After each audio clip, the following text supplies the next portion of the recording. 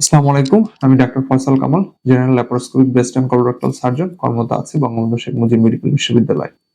আজকে আপনাদের একটা ইন্টারেস্টিং বিষয় বা একটা ডিভাইস সম্পর্কে সংক্ষেপে দুটি কথা বলবো। সেটি হচ্ছে biopsy needle, core biopsy needle বা ট্রুকার্ড বায়োপসি নিডল। এটি প্রচলিত আমরা যে বায়োপসি করি, কেটে পরীক্ষা করতে দেই, সেটার পরিবর্তে এই এক ধরনের নিডল ব্যবহার করা হয় যে টিউমার থেকে সরাসরি নিডলের মাধ্যমে কোর অফ টিস্যু নিয়ে এটা পরীক্ষা করতে দেওয়া হয় এবং এটা 100% সফল। নরমালি যে কোনো মাংস পরীক্ষার মতোই এটা সিম্পল একটা পরীক্ষা, বাট এটা অটোমেটেড মেশিন বা গান দিয়ে করা হয়। এটা বায়োপসি গান বলে থাকি আমরা। আজকে আপনাদেরকে সেটি দেখাচ্ছে। সেটি হচ্ছে দিস ইজ দা বায়োপসি গান বা ট্রুকার্ড বায়োপসি নিডল। এটা একটা প্রোটেক্টিভ কোটের মাধ্যমে এটা আটকানো থাকে এবং এটা অবশ্যই অন টাইম ইউজ। এটা একের অধিকবার ইউজ করা হয় না এবং একটা রোগীর জন্য একটা বার ইউজ করা হয় এবং এটা অবশ্যই ডিসপোজেবল।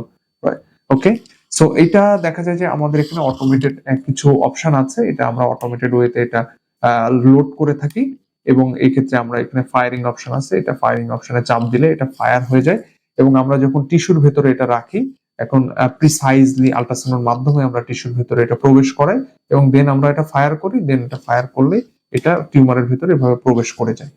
সো তারপরে এর ভেতরে টিস্যু চলে আসে, আমরা এই টিস্যুটা নিয়ে প্রিজারভেটিভে দেই। প্রিজারভেটিভে দেওয়ার পরে আমরা এটি হিস্টোপ্যাথোলজিস্টের কাছে পাঠাই। উনি এটা পরীক্ষা নিরীক্ষা করে বলে দেন যে আসলে এইটা কি ধরনের টিস্যু বা স্যাম্পল, এই মাংসটা আসলে ক্যান্সার আছে কিনা বা নাই, বা এটা অন্য কোনো ধরনের কোন ধরনের টিউমার এবং কোন গ্রেডে আছে, এটা আমরা সঠিকভাবে এই বায়োপসি গানের মাধ্যমে বলে দিতে পারি। এটা লোড অবস্থায় আছে, এটা আমরা এখন ফায়ার করলে এভাবে ফায়ার হয়ে যাবে এবং এটা ভয় পাওয়ার কোনো কারণ নয়, কারণ এটা অ্যানেস্থেসিয়া ছোট করে অবশ করে করা হয় এবং রোগী একদমই ব্যথা পান না এবং এটা চেম্বার প্র্যাকটিসে করা যায়। এটার জন্য আলাদা অপারেশন থিয়েটারের প্রয়োজন নেই, রোগী স্বাভাবিকভাবে বাসায় চলে যেতে পারেন।